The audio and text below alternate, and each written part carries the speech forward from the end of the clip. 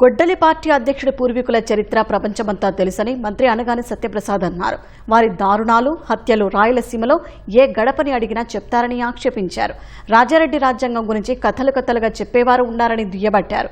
రాజారెడ్డి పోలికలు తనకొచ్చాయని గొడ్డలి పార్టీ అధ్యక్షుడు గర్వంగా చెప్పుకుంటున్నారని ఆగ్రహం వ్యక్తం చేశారు. తల్లిని చెల్లిని ఆస్తి కోసం తరిమేసిన వ్యక్తిత్వం గొడ్డలి పార్టీ అధ్యక్షుడిదని మండిపడ్డారు. మన గతంలో కూడా మాట్లాడాం రాజారెడ్డి రాజ్యాంగం గురించి.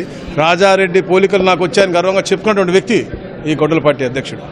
రాజారెడ్డి గారి గురించి అంటే మన సినిమాగా చెప్పుకోవచ్చు. అలాంటి దుర్మార్గ పనులు, ఎందుకంటే దళితుల పైన, ఎస్టీల పైన అరాచకాలు చేసి వాళ్ళని కాల్చేసి వాళ్ళు చంపేసి వాళ్ళ ద్వారా దొంగతనాలు చేయించిన చరిత్ర వాళ్ళది.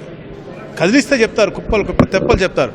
ఈ యొక్క సైకో ఏదైతే ఉన్నాడో గొడ్డలి పార్టీ అధ్యక్షుడు, అతను చేసిన అరాచకాలు మనం కళ్ళారా చూసాం.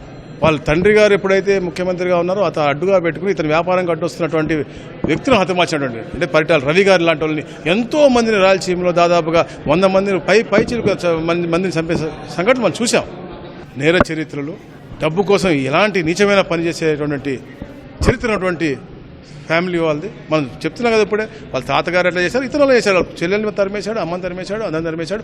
పక్కన ఉన్న పార్టీలో ఉన్న నాయకులు కూడా నమ్మకం లేనటువంటి పరిస్థితి. అందుకనే ఆ నాయకులు ఎవరు కూడా గట్టిగా పనిచేసుకోలేకపోయారు. అందుకని 11కి అయిపోయారు. ఇప్పుడున్నటువంటి పరిస్థితుల్లో ఆ 11 కూడా వచ్చే పరిస్థితి లేదు.